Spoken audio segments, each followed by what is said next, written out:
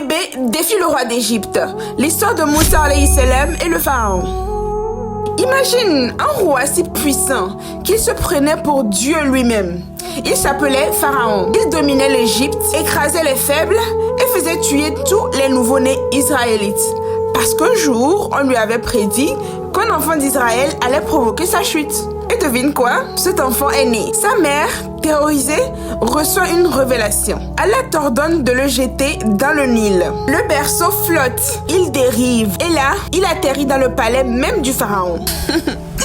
Celui qu'il voulait tuer est maintenant élevé comme son propre fils. Tu vois le destin? Allah contrôle tout. Les années passent. Moussa grandit. Il voit l'injustice, l'esclavage et la cruauté depuis son palais. Un jour, il commet une erreur. Il tue un homme sans le vouloir. Il fuit l'Égypte pour se réfugier sous un arbre. Il est resté pendant longtemps, fatigué et désespéré. Il fait ce doigt. Rabbi inni anzalta ilayya min khayrin fakir. Seigneur, j'ai grand besoin du bien que tu feras descendre vers moi. Le même jour, Allah lui a donné une maison, une épouse et un emploi. Si tu n'as ni travail, ni maison, ni époux, et que tu es vraiment désespéré de l'aide d'Allah, fais cette invocation.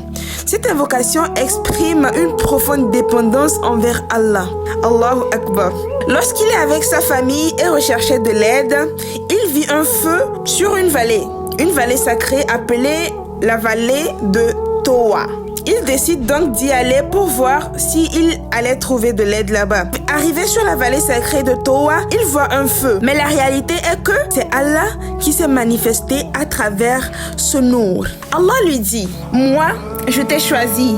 Écoute donc ce qui va être révélé. Certes, c'est moi Allah, point de divinité que moi. Adore-moi donc et accomplis la salade pour te souvenir de moi. L'heure va certes arriver. Je la cache à peine pour que chaque âme soit rétribuée selon ses efforts. » Allah subhanahu wa ta'ala demanda au prophète Moïse alayhi salatu wassalam, « Et qu'est-ce qu'il y a dans ta main droite, ô Moïse ?» Il dit, « C'est mon bâton sur lequel je m'appuie qui me sert à effeuiller les arbres pour mes moutons et j'en fais d'autres usages. » Allah lui dit, « Jette-le, ô Moïse. » Il jeta le bâton et le voici, un serpent qui rampait. La suite pour très bientôt. Abonnez-vous.